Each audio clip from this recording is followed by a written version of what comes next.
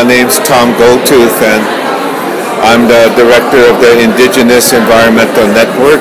It's an international organization that works with indigenous peoples from all over the world who are concerned about environmental justice issues. And many of our communities are fighting energy issues, from uranium mining that fuels nuclear power, where uranium mining has poisoned the land. We call it scorched earth. And also fossil fuels, from oil to hydraulic fracturing to tar sands and shale oil, and to offshore drilling tar sands. But one of the issues that we are also talking about is solutions for climate change. We've been participating in the UN system, but also we participate in these social forums to educate the local people about what's going on. And one of the biggest issues that we see is happening is financial institutions such as the World Bank, other development corporations of the world, the International Monetary Fund, banks, investments, and a lot come from Europe. That one of their solutions for addressing climate change is market approach. And so part of the market approach is devise what we call carbon market. They're trading carbon offsets, and it's a trading regime.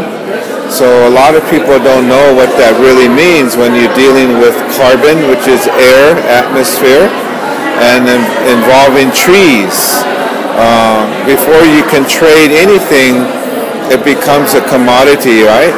And then, but before you trade it, you have to determine whose property right it is. So we're coming to a point in time as humanity, a place in the world where man is privatizing air, okay, carbon, and now they're trading it.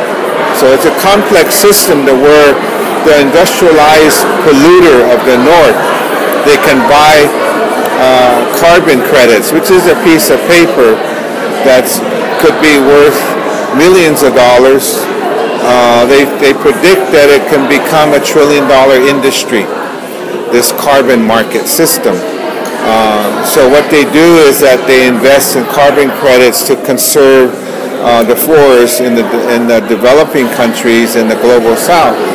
It sounds good, but if you look at it, really it allows the polluters to continue to pollute, even expand the production of toxic poison emissions in the north. And we forget that there's communities that live around these oil refineries. They live around the processing of the tar sands, oil, and those communities are literally dying. Respiratory illnesses.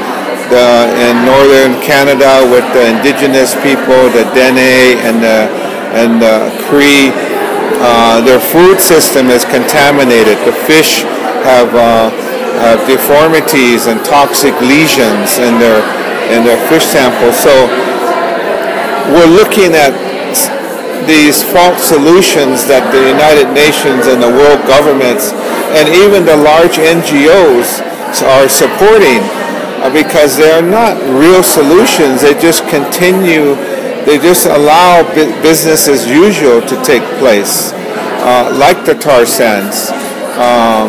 The people there aren't seeing any solution. They continue to get dumped upon. That's why we came here to the social forum, to lift up the issue of capitalism of the air, the WTO of life itself.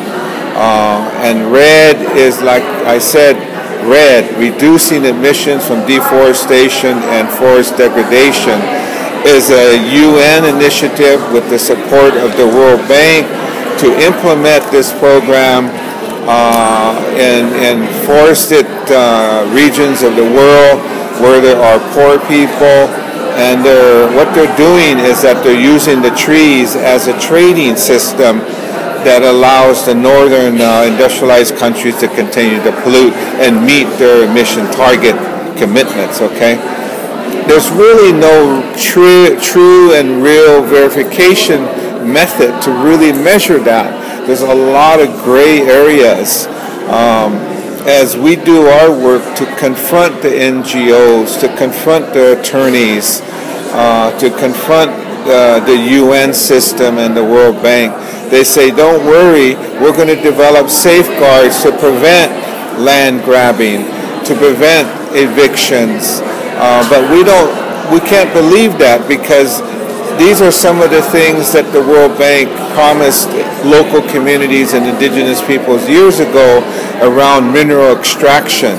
They said, don't worry about it. We're going to watchdog and make sure that mining companies are socially responsible, that they're responsible for environmental management and those things. But we haven't seen that work. So RED could be another example where it's nothing but privatization of nature. It's a property right issue.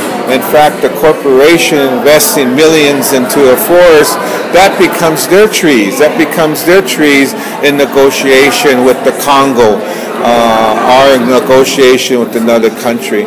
We're concerned at the end of the day, the local people will not have land tenureship.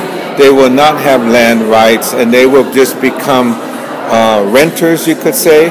They may even become victims of land eviction.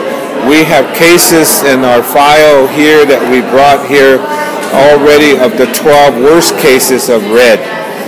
Those are RED-type projects that are operated by these volunteer RED initiatives out there, and there's a number of them in Africa right now. But again, we got to look at Europe, because Europe, the countries, are some of the major investors of these RED initiatives. Norway is one of the leading countries putting money in RED readiness initiatives. So Norway operates Stat Oil. It's a nationalized oil company.